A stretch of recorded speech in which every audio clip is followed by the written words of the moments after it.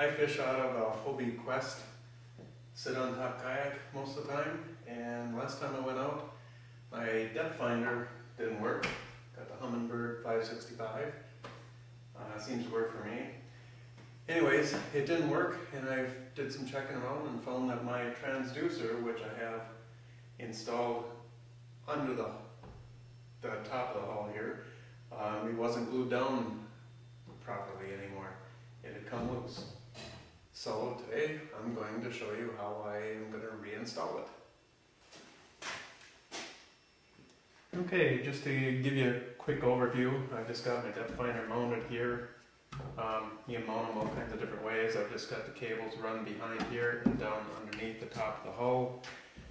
And I've got a hatch cover here. And this is where I have my transducer. It's down under here. And I'll show you a little bit better later. First thing, I'm going to get a light so I can shove it under there, and I have to take the existing transducer out and clean things up. As you can see, here's my depth finder, and see how loose it got. I glued it down with silicone. I don't like using epoxy, but maybe it wouldn't have come loose if I used epoxy. So I'm just going to pull that up, and you can see I have to get this nice and clean. Start just by peeling this old crap off.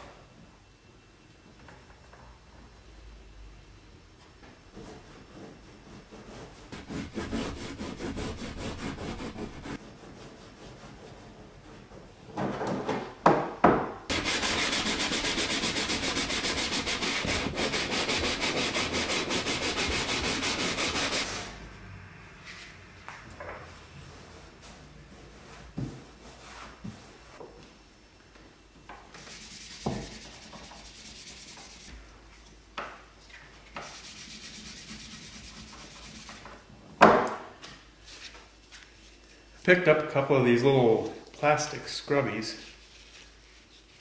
Got this one, and then I got a larger one. This one's a little rougher, and they do a good job of getting rid of that silicone without scratching the surface real bad. Now I want to scratch it up, and in fact, the first time I put this on, I used a little sandpaper to rough it up so it would stick better. And it stuck pretty good. It's been on here for about 5 years, so I guess that's pretty decent. But you want to get the inside good and clean too.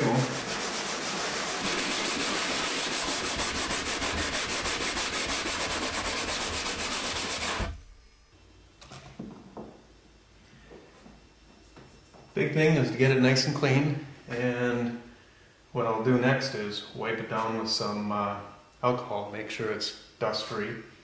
So that's my next thing, is I'm going to go and get some alcohol, which I forgot to buy. So we're going to go do that now. Okay, I got my alcohol for cleaning both the transducer and for cleaning where the transducer is going. And we'll soak it down a little bit.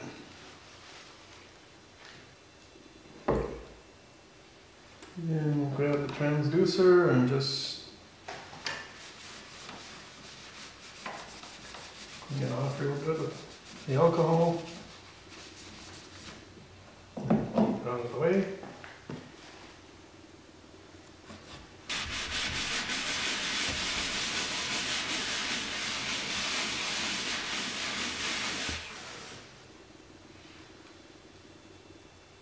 That should do it.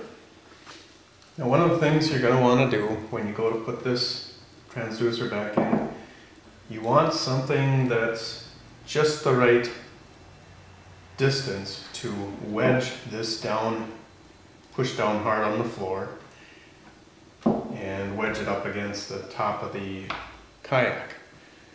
Now, I bought these little scrubby things here, and one of them, this one, had a plastic piece that was just the right size. It was just a little thin, so I wrapped tape around it just to make it so it would work. And I already tested it. so it'll fit right in there and wedge it and just hold it for as long as I need it to. So that's what I'm going to use for my wedge. And then I'm going to be using silicone.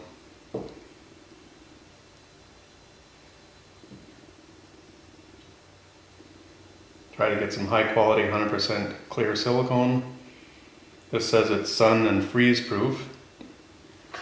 It's supposed to be ready in 3 hours. I don't like to move it for 24. Silicone needs time to set.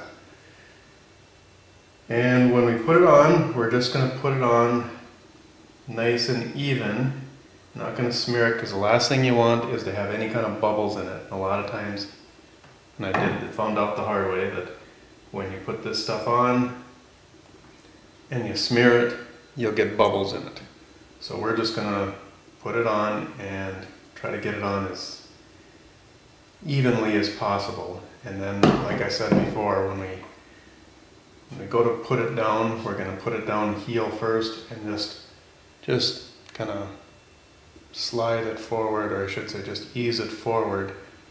If you start rocking it back and forth, it'll get bubbles between the transducer and the floor of the kayak.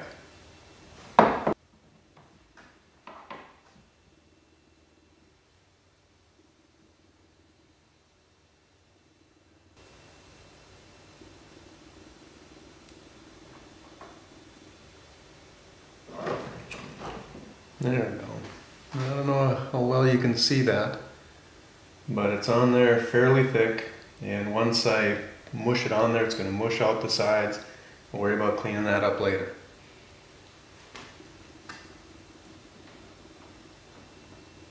This is the tricky part, getting it all set up and get it where you want it.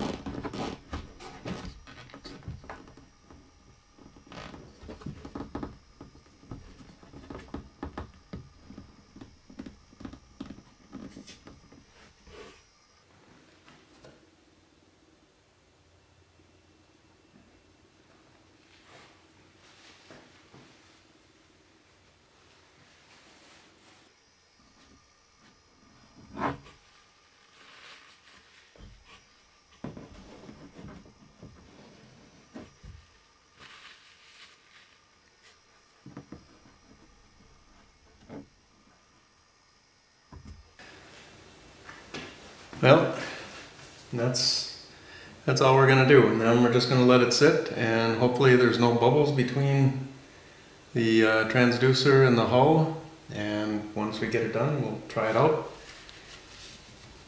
And well, it worked the first time I did it. It lasted for 5 years, so hopefully it'll last another 5 years.